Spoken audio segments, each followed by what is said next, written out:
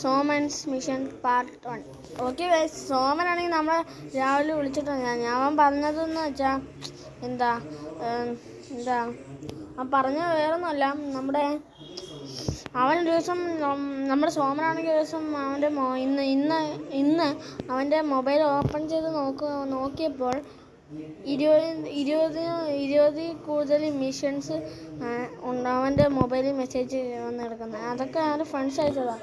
അത് ഫുള്ള് അവന് കംപ്ലീറ്റ് ആക്കി കൊടുത്താൽ പിന്നെ അവന് പൈസ കിട്ടും.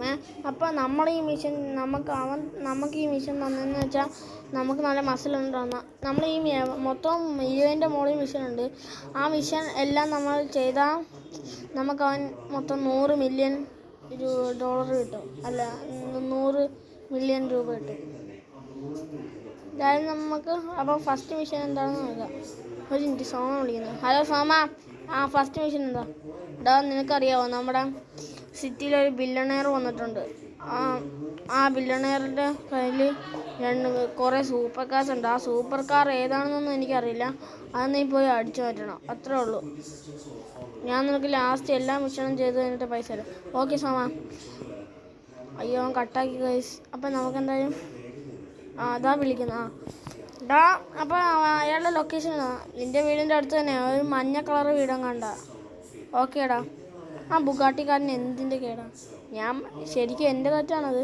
റോങ് സൈഡ് എടുത്തുകൊണ്ട് പോകുന്നു. ഓക്കെ, എന്തായാലും നമുക്ക് പോവാം.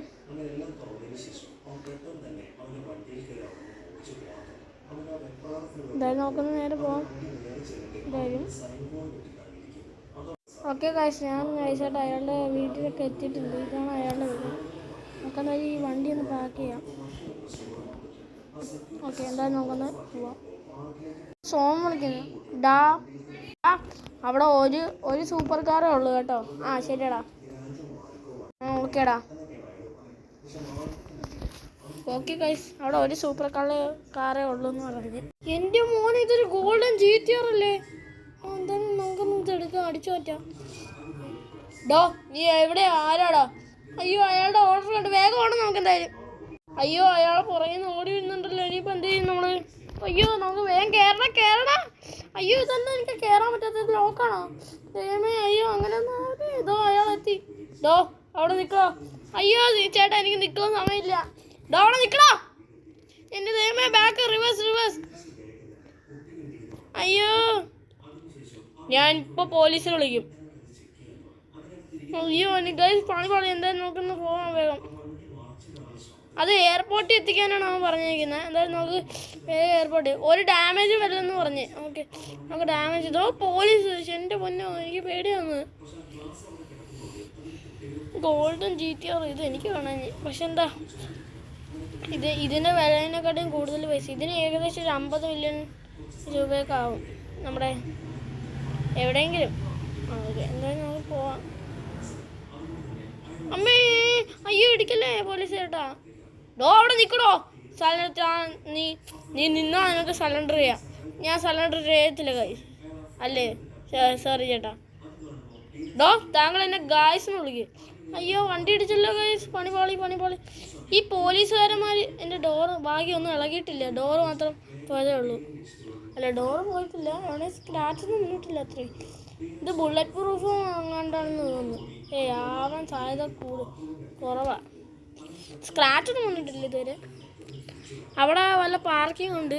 അയ്യോ, ഇവിടുത്തെ പാർക്കിംഗ് ഇവർ മാറ്റി. ഇനിയിപ്പോൾ എന്ത് ചെയ്യും? നമുക്കെന്തായാലും സോമൻ വിളിക്കാം. എവിടെ പാർക്ക് ചെയ്യണം? അത് നീ എങ്ങനെ പാർക്ക് ചെയ്തോ? എയർപോർട്ടിൽ അല്ലേ? എടാ സോമ, നൈസായിട്ട് പണിപാളി. ഇവിടെ ഒരു കുരി ഉണ്ടായിഞ്ഞടാ. ഞാൻ ആ കുരി നൈസായിട്ട് വീണ്. നീ ആ കുരി വീണോ? ഈ ദൈവമേ, ഞാനവിടെ നിന്ന്. അയ്യോ ഗൈസ്, എന്നൊന്ന് ഹെൽപ്പ് ചെയ്യോ? പോലീസ് ചേട്ടാ, ഒന്ന് വേഗം ഹെൽപ്പ് ചെയ്യ്. ഓക്കേടാ, നിന്നെ സാറേ, അവനെ പോയി പിടിക്ക്. ഓക്കെ ഗൈസ്, ഞാൻ നൈസായിട്ട് ജയിലിൽ പോയി. നമുക്ക് വേഗം കയറും. സാറേ, എവിടെ പോയി ഇരിക്കണ്ടേ? അത് ഞങ്ങൾ പറയും. ഓക്കെ ഗൈസ്, നൈസായിട്ട് പണി പാളി. അപ്പോൾ ഇതിൻ്റെ പാർട്ട് 1 കമൻറ്റ്.